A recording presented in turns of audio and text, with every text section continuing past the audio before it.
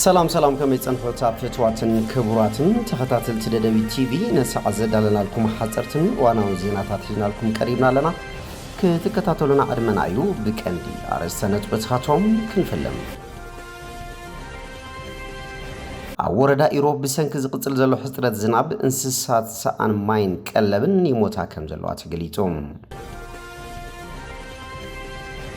ማህበረሰብ ንግድ ትግራይ ኣብ ኣዋጅ 366 ዝባር 2018 ሰፈሩ ድንጋገታት አኽቢሩ ንኽሰርሕ ቢሮ ንግድ ልማዓት ዕዳጋን ትግራይ ጻውዒ ተቕሪቦም ባህልን ትውፊትን አሸንዳ በመዕቃብ መሕዝነት ህዝብታት ብዝበለጸ ንምጥንኻር ከም ዝስራሕ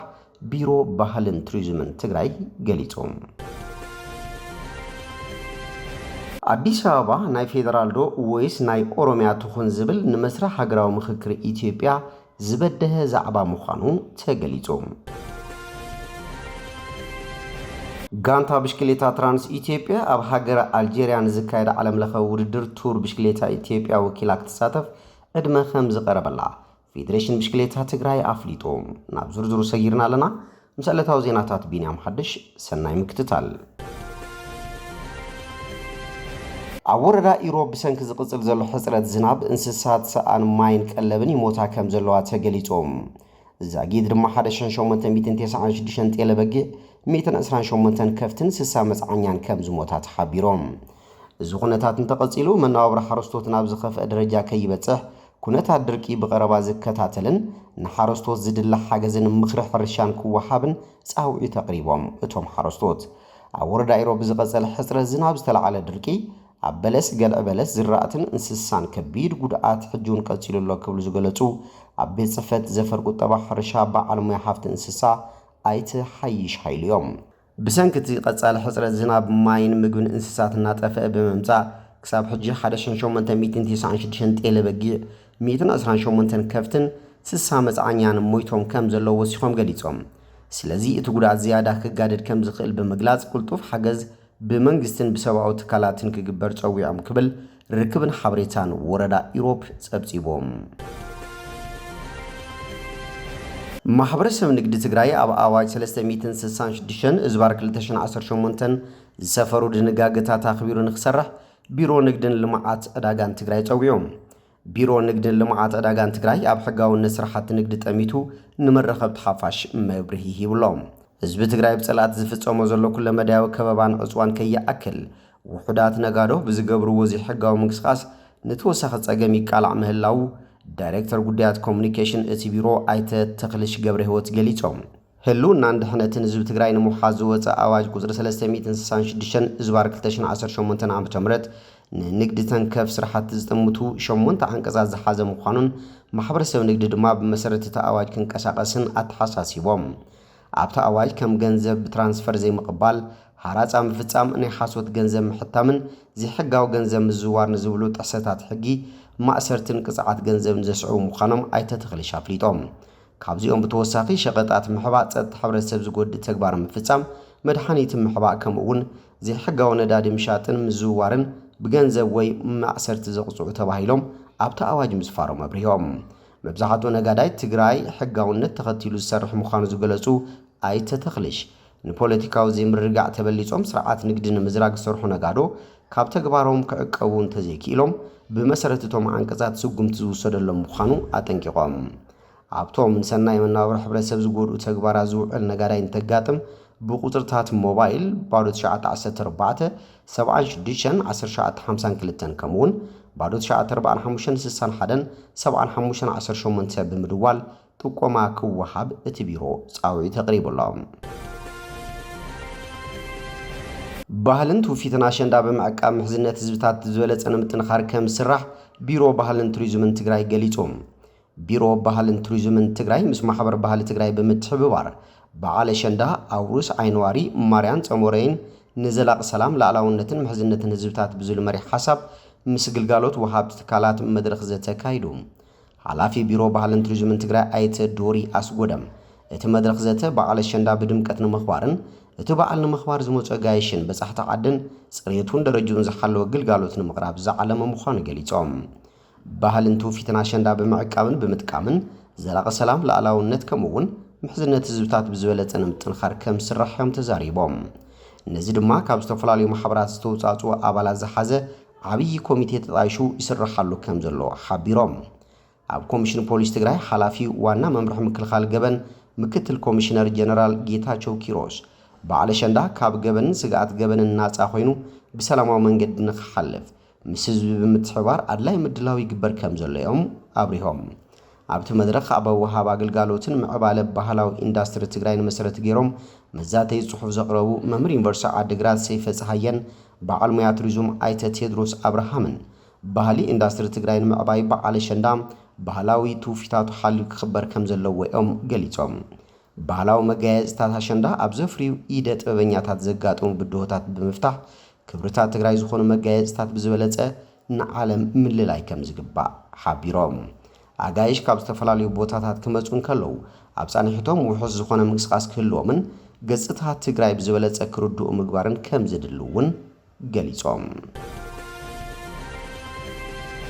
አዲስ አበባ ናይ ፌደራል ዶ ወይስ ናይ ኦሮሚያ ትኹን ዝብል ንመስርሕ ሃገራዊ ምክክር ኢትዮጵያ ዝበድህ ዛዕባ ምዃኑ ተገሊጹ። ጉዳይ ከተማ አዲስ አበባ ኣብ መስርሕ ሃገራዊ ምክክር ኢትዮጵያ ቀንዲ መዛረቢ አጀንዳ ኮይኑሎም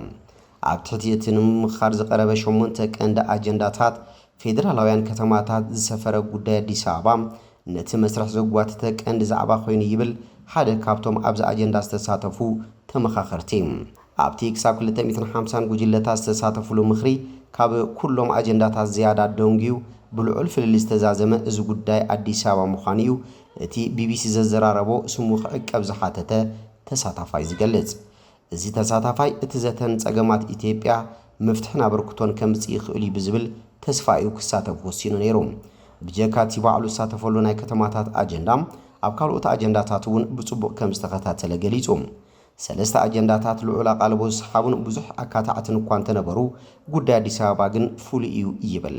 ከም ቀንዲ አጀንዳ ምምኻር መጠን አዲስ አበባ ንብዙሓት ዝሰሓበት እያ ነይራ። ኣቓልቦ ማዕከናት ዜናን መግለጽታትን ፖለቲካዊ ሰልፍታትን እውን እያ። ቀንዲ አጀንዳ ናይቲ ሃገራዊ ምክክር ጉዳይ አዲስ አበባ ጥራይ ኮይኑሎም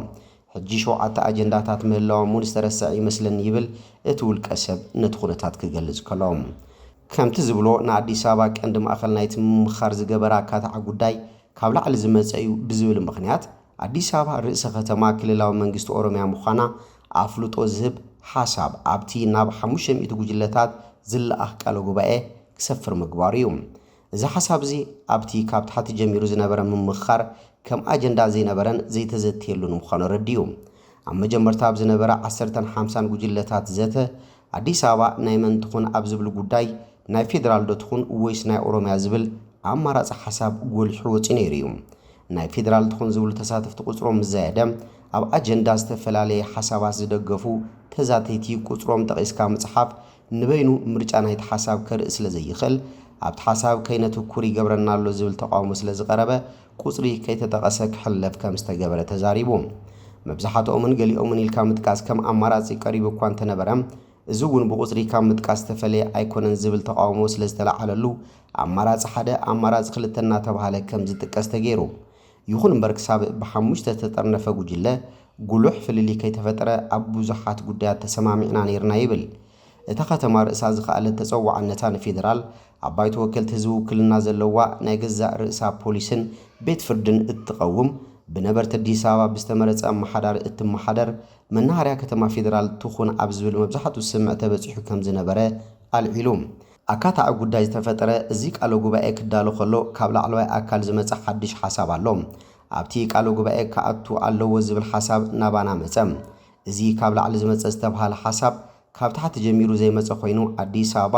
ርእሰ ከተማ ክልላዊ መንግስቲ ኦሮሚያ ምዃና ኣፍልጦ ዝህብ ነይሩ። እዚ ድማ ኣብ ብዙሓት ተዛተይቲ ቅሬታ ፈጢሩ ክብል ኣረድዩ።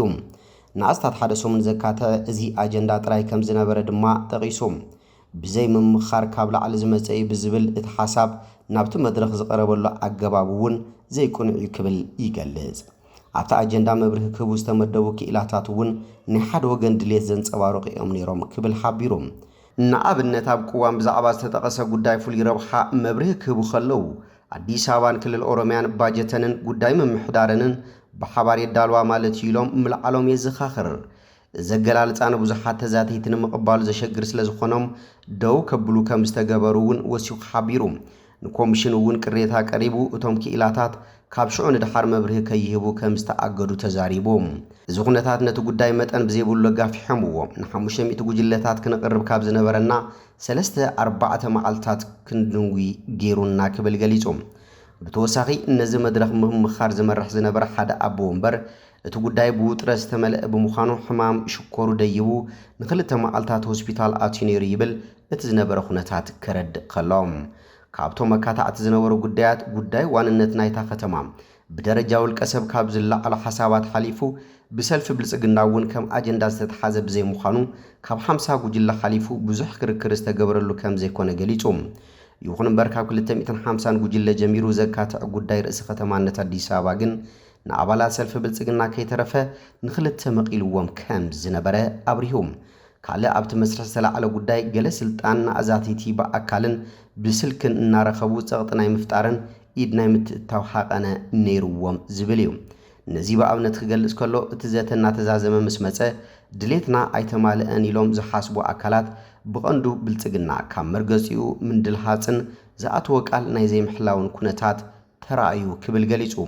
በዚ ምክንያት እዚ ገለ ፖለቲካዊ ሰልፍታት ዝተወሰኑ አጀንዳታት ተወንዚፎም ክጸንሑን መረምታ ክውሰድን ብወግዕ ሕቶ ምቕራቦም ጠቂሶም ካብዚኦም ድማ ብሄራዊ ምንቅስቃስ ኣምሓራ ኣብን ዜጋታት ኢትዮጵያ ንማሕበራዊ ፍትሒ ኢዜማን ከም ዝርከብዎም ተዛሪቦም ኣብን ኣብዚ ጉዳይ ንኮሚሽን ምምኻር ዝፀሓፎ ናይ ጥርዓን ደብዳቤ ድማ ብወግዒ ተዘርጊሑ እዩ ብሄራዊ ምንቅስቃስ ኣምሓራ ኣብን ሰሉስ ኣብ ዘውፅኦ ናይ ጥርዓን ደብዳቤ ካብ ዘለዓሎም ጉዳያት ሓደ ጉዳይ አዲስ አበባ ክኸውን ከሎ ነቲ ጉዳይ ወሳኒ ፈተና ናይቲ መስርሕ ክብል ገሊጽዎም ኣብን ብሰሉስ 5 ሓሰ 2018 ዓመተ ምህረት ኣብ ዘውፅኦ ወግዓዊ ደብዳቤ እቲ ኣብ ጉዳይ አዲስ አበባ ዝተለዓለ ዘተ ተኣማንነት ናይቲ መድረኽ ምምኻር ብጭቡጥ ዝፍትን ዓሚቕ ሃገራውን ቅዋማውን ጉዳይ ኮይኑ ከም ዝረኸቦ ጠቂሱ ጉዳይ አዲስ አበባ መግለጺ ሓድነትን ላዕላውነትን ህዝብታት ኢትዮጵያ ምዃኑ ብሕጊ ኣፍልጦ ረኺቡ ዝጽናዓሉ ወይ ድማ ሓድሽ ሃገራዊ ውጥረት ዝፍጠረሉ ኣጀንዳ ክኸውን ከም ዝኽእል ዘለዎ ስግኣት ገሊጹሎም ሓደ ወገን ክብል ዝተቆሰ ኣካል ኣብ ጉዳይ አዲስ አበባ ብዝተወደበ ናይ ቁጽሪ ብልጫ ንኻልእ ኣብ ዝጭፍልቐሉ ናይ ድምፂ ውድድር ክተኣናገድ የብሉን ክብል ኣመልኪቱ ስለዚ ኣጀንዳ አዲስ አበባ ካብ ዝንላዕሊ ንምቕጻሉ ምፍታን ነቲ ሃገር ካብ ዘላቶ ጸገም ናብ ዝገደደ ውጥረት ዝእቱ ብምዃኑ እቲ ዘተ ብህፁፅ ደው ክብልን እቲ ኣጀንዳ ተወንዚፉ ክጸንሕን ኣተሓሳሲቡ እናት ፓርቲ እውን እቲ ካልእ ስግኣቱ ዝገለጸ ተሳታፊ ምምኻር ዝነበረ ሰልፊ እዩ እቲ ሰልፊ ሮብዕ 6 ሓሰ 2018 ዓመተ ምህረት ኣብ ዘውፅኦ መግለጺ ሃገራዊ ምምኻር ትኹረት ኣብ ዝገበረሎም ጉዳያት ነቐፌቱ ኣቕሪቡ ንኣዲስ ኣበባ ብሃንደፍታን ሓደ ጉጅለ ሆይልካ ንምርካብን ሓድሽ ግንባር ግጭትን ምፍጣርን ኣይኮነን ንምኽሪ ኮፍ ኢልና ዝበለ እናት ፓርቲ ኣብ ብሄርን ቀቢላን ዝተመርኮሰ ፌደራሊዝም ንምትራፍ ወይ ንምልዛብ ከም ቀንዲ ዕላማ ክትሓዝ ከም ዝነበሮ ኣመልኪቱ ፕሬዝዳንት እናት ፓርቲ ዶክተር ሰይፈ ስላሴ ኣያሌው ኣብ ዝሃቦ መብርሂ መንግስቲ ክፍጽሞም ዝደልዮም ኣጀንዳታት ብሽፋን ምምኻር ከተግብሮም ይጽዕር ኣሎ ዝብል እምነት ከም ዘለዎም ተዛሪቦም ኣብ ዋንነትን ርእሰ ከተማነትን ነታ ከተማ ተኪሮም ኣብቲ መድረኽ ዘተ ዝለዓሉ ጉዳያት ቀንዲ ምኽንያቶም ዓሌታ ኣወዳድባ ምዃኑ ዝገለጹ ዶክተር ሰይፈ ስላሴ እቶም አጀንዳታት ጎን ንጎን እኳ ተተቐመጡ ሓደ ጸገም ካብቲ ሓደ ከም ዝብገስ እየረድም ጸገም ዓሌታዊ ኣወዳድባ እንተዝፍታሕ ጉዳይ አዲስ አበባ ክፍታሕ ምኽኣለ ነይሩ ሕጂ ጉዳይ አዲስ አበባ ኣብ መንቀራቕሮ ኣትዩ ዘሎ ብዓሌታዊ ዓይኒ ስለ ዝረአዩ ምናልባት እውን ኣዝዩ ዝለዓለ ቅልውላው ከልዕል ይኽእል ብምባል ስግኣቶም ገሊጾም ዋና ኮሚሽነር ኮሚሽን ሃገራዊ ምምኻር ኢትዮጵያ ፕሮፌሰር መስፍን ኣርኣያ ንቢቢሲ ኣብ ዝሃቦ ምላሽን መብርህን ኣብቲ ምምኻር ጉዳይ አዲስ አበባ ሰፊሕ አጀንዳ ዘተ ኮይኑ ምጽንሑ ኣረጋጊጾም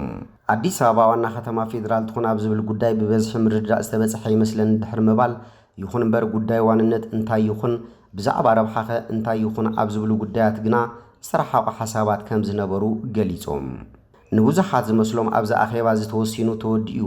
አዲስ አበባ ንሓደ ኣካል ከም ዝወሃብ እዩ ፈጺሙ ከመይ ይኮነን በቲ መስርሕ ናይ ውሳነ ምኽሪ ሓሳብ ክወሃብ ዝኽእል ንሱ እውን በቶም 500 እዩ ድሕሪኡ ናብቲ ናይ 4000 ጉባኤ ክቐርብ እዩ ክብል ገሊጹ